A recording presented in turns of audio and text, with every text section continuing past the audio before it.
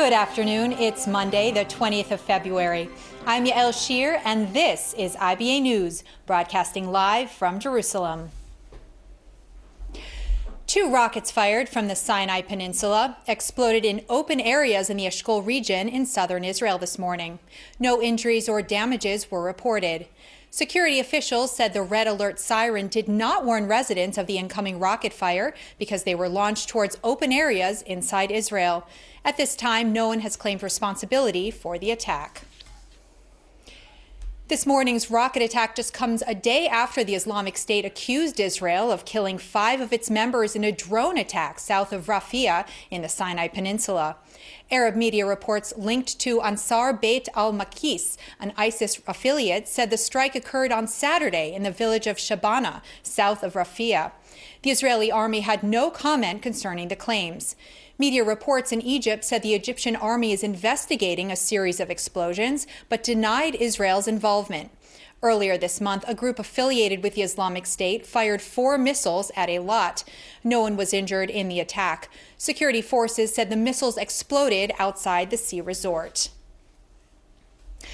Prime Minister Benjamin Netanyahu arrived in Singapore this morning, the start of a 2-day historic visit to this island city-state. Upon his arrival at the presidential palace, where he met with both Singapore's president and the prime minister, Netanyahu was greeted by a military honor guard to the sounds of Israel's national anthem, Hatikva.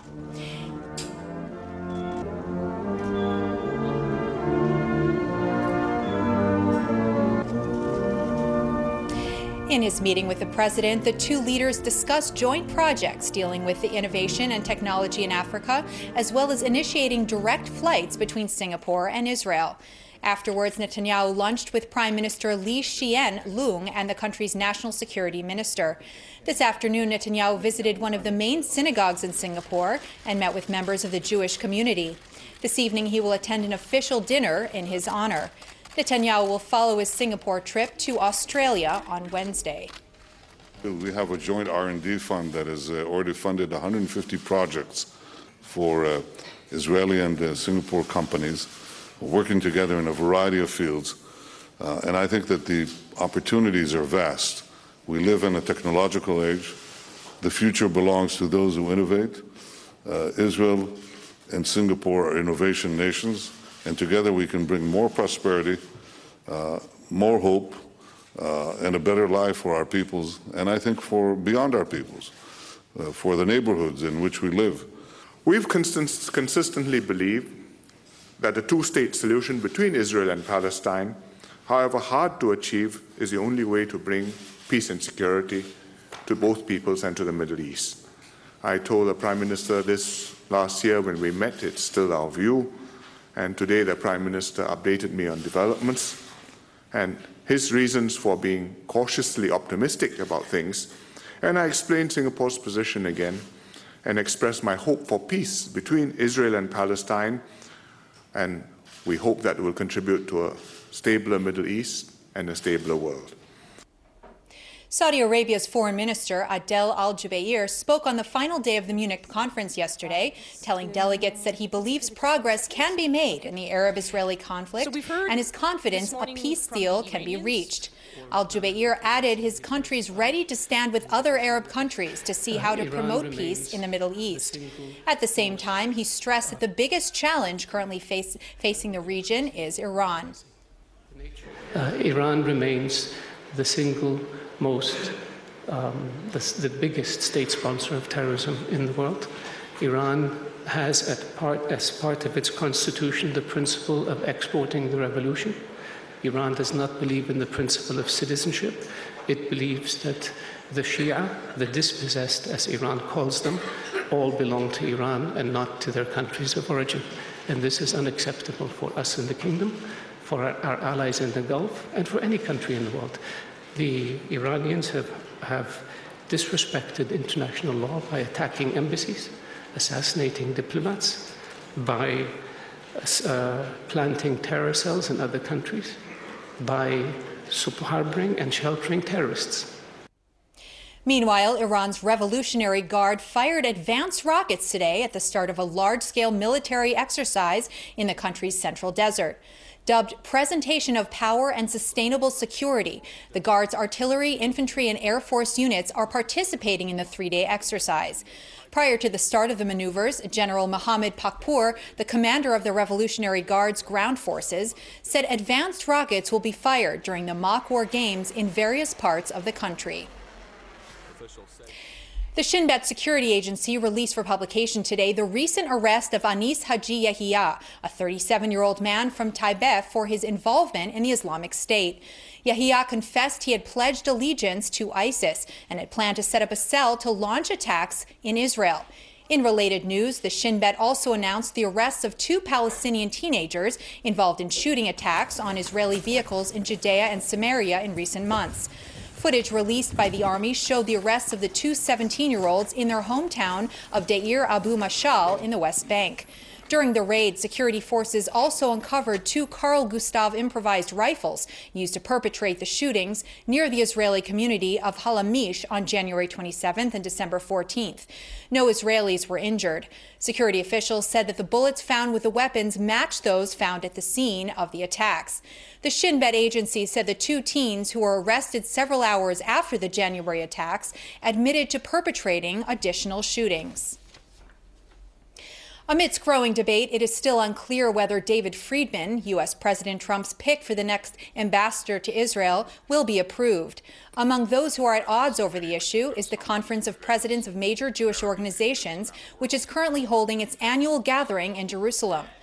While one of the umbrella group's members, the Union for Reform Judaism, denounced the nomination, Stephen Greenberg, chairman of the Conference of Presidents, said he was impressed with Friedman's performance during last Thursday's Senate confirmation hearings. I think he has made some statements that he has come back and modified. And, you know, I think that given the chance, I think his background, his family lineage, his particular love for this country, and his general ability to have an intellect that works. He has all the making. Prime Minister Netanyahu has asked U.S. Ambassador Ron Dermer to speak on behalf of Jonathan Pollard at the White House about lessening his parole restrictions. Pollard served 30 years in prison for the crime of conspiracy to commit espionage without intent to cause harm to the U.S. by delivering classified information to Israel in 1984 and 85. He was released on parole in November of 2015. However, his strict parole conditions require that he maintain a curfew, be monitored 24/7 by a GPS device, and have his computers tapped. Pollard is currently appealing a court decision that ruled the parole conditions remain intact. National Council of Young Israel President Farley Weiss, who has been a proponent of Pollard for the past 20 years, called Netanyahu's request a positive sign and expressed hope the new administration will consider the matter seriously. While in Germany, where he attended the Munich Security Conference, U.S. Vice President Mike Pence visited the Dachau concentration camp along with his wife and daughter. During the tour of the site, Pence tweeted, quote, "We can never forget the atrocities against Jews and others in the Holocaust." Pence's words come as President Trump is facing heavy criticism from Jewish groups regarding both his failure to address Jewish concerns over anti-Semitism as well as his decision to leave Jews out of a statement commemorating the Holocaust. Turning to the Haifa nursing home affair, the facility is set to be shut down after footage revealed workers abusing elderly residents in a special Channel 2 tell-all. Less than 2 days after the shocking video was revealed, the health ministry fired the CEO and owner of the Naot Kipat Hazahav nursing home, Avi Roderman. In addition, several other senior administrative officials who are directly responsible, along with the 5 staff members caught on tape, were arrested and will be dismissed. The employees are seen beating and threatening the helpless patients, tying them to their beds and being inattentive to their basic needs. Last night, Health Minister Yaakov Litzman visited the elderly home and admitted that supervision at the nursing care facilities must be improved. He said the ministry is considering installing surveillance cameras at nursing home facilities under its authority. Meanwhile, the Haifa Magistrates Court has extended the provisional detention of 4 of the 5 employees suspected of abusing the elderly residents. The head nurse was placed under house arrest, but the court delayed her release by 1 day to give police an opportunity to appeal the ruling. 21 people, including several young children, were injured after a Dimona apartment building broke out in flames this morning. The fire started on the 1st floor and worked its way up to the 4th floor. Magen David Adom emergency crews and firefighters arrived at the scene to rescue the trapped and provide medical assistance to the injured. All of the victims suffered from smoke inhalation and were taken to the Soroka University Medical Center in Beer Sheva for treatment. The cause of the fire is still being investigated. Construction of a tunnel has begun on the Tel Aviv light rail system 4 months ahead of schedule. Yesterday, a special ceremony was held in Tel Aviv to mark the occasion. The tunnel boring machine, or TBM, also referred to as a mole, used to excavate tunnels, was officially named Golda, after Israel's 4th prime minister. Yisrael Katz, Minister of Transportation, said, quote, "The decision I made was to connect the periphery and the center and promote infrastructure projects. The size of the project deterred others from undertaking it for many years, and it was neglected. Leadership should not be afraid of challenges in order to change reality." In total, 8 TBMs will excavate 12 kilometers at a depth of 30 meters beneath Bnei Brak, Ramat Gan, and Tel Aviv, and will provide the infrastructure for Tel Aviv underground rail stations at Arlazarov, King Shaul, Yehudit, and Karlebach. Police are investigating what caused a large crane to collapse onto a ship in the Ashdod port yesterday evening. There was damage to the ship, but fortunately no injuries, after heavy lifting equipment fell off the dock onto a cargo vessel. The Ashdod port, located 40 kilometers south of Tel Aviv, is one of 2 major ports in Israel, catering to dozens of ships at any given time. It was the second crane collapse in less than a week. Several days ago, a construction crane collapsed in Bat Yam, injuring 4 people, including a 9-year-old girl. Parents of children who suffer from food allergies at a school in Beer Sheva were outraged to learn that their children will be unable to participate in the upcoming Purim party with the rest of their classmates. Instead, the school's administration informed the children they must celebrate separately in a different classroom. According to a Channel 1 report, the school principal insisted she was acting in accordance with the regulations in order to protect students with food allergies from eating the wrong foods.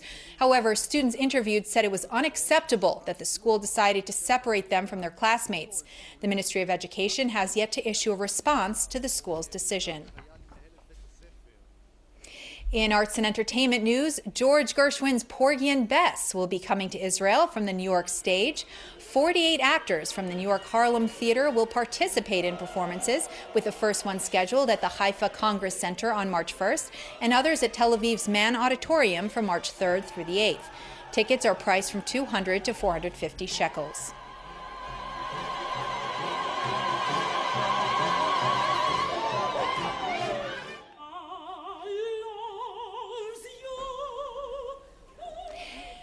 Over 40,000 runners from Israel and abroad are expected to hit the streets of Tel Aviv this Friday, February 24th, when the annual Samsung Marathon kicks off.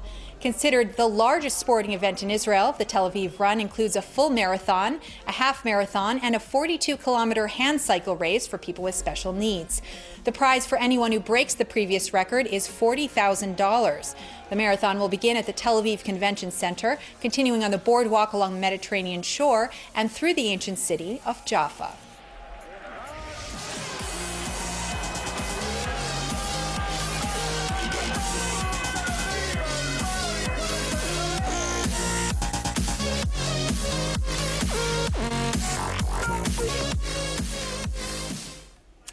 In local money matters, shares were mixed on the Tel Aviv Stock Exchange, while the shekel was mixed in foreign currency trading. Here are the numbers.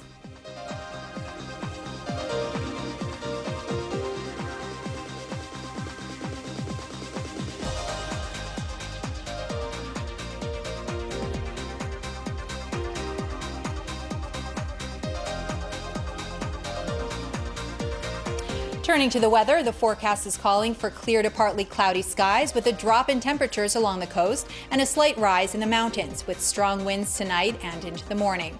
Here's a look at the highs and lows at home and abroad for the next 24 hours.